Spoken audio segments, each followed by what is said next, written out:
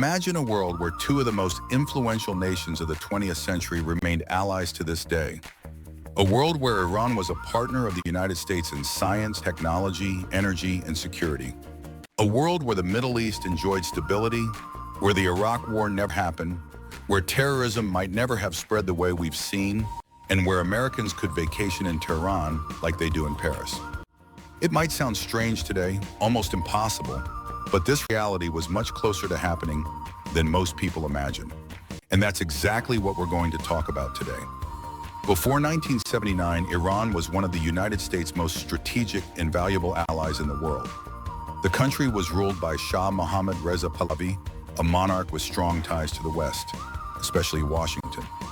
To the U.S., Iran was an oasis in the Middle East, rich in oil, open to capitalism, committed to stopping Soviet expansion in the region, and strategically located.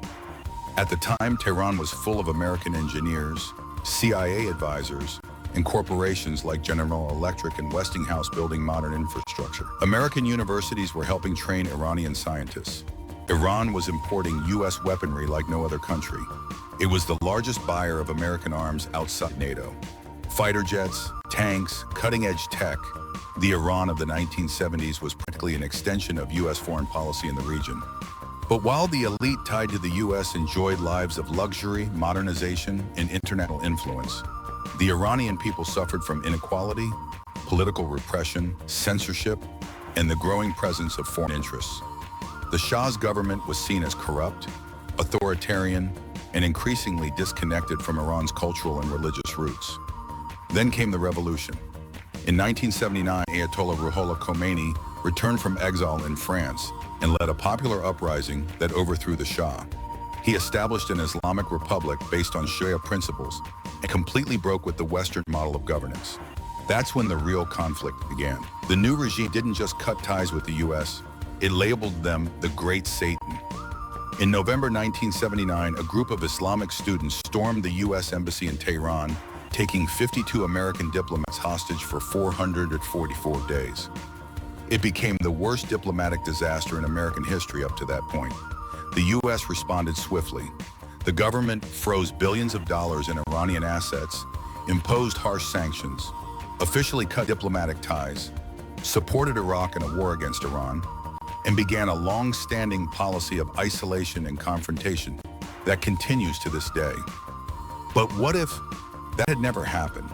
What if, for some reason, the hostage crisis had been avoided or resolved diplomatically? What if the U.S. had taken a more conciliatory approach instead of retaliating? Or what if Iran, even after the revolution, had chosen to keep diplomatic channels open and favored dialogue over conflict? Believe it or not, that alternate reality would look radically different, and perhaps much better than the one we live in today. Just imagine, with continued relations between the two countries, Iran could have become a technological and economic powerhouse in the Middle East. With direct access to American universities, military and industrial technology, the country could have continued its path of modernization, now under a new form of government, possibly a hybrid model combining an Islamic republic with a moderate democratic system. Iranian oil, which has always been a source of conflict, could have become a bridge between East and West. The global economy could have been more stable, with fewer oil shocks, fewer energy crises, and a much more integrated market. And what about the wars that followed? The Iran-Iraq War, which killed over 1 million people? Maybe it never would have happened. After all, with U.S. support, Iran could have deterred Saddam Hussein right from the start.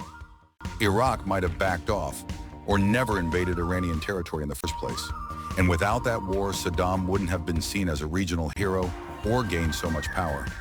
Consequently, the U.S. wouldn't have had to invade Iraq in 1991, and again in 2003. In other words, the Gulf War might never have existed. Global terrorism might never have grown the way it did, and there's more.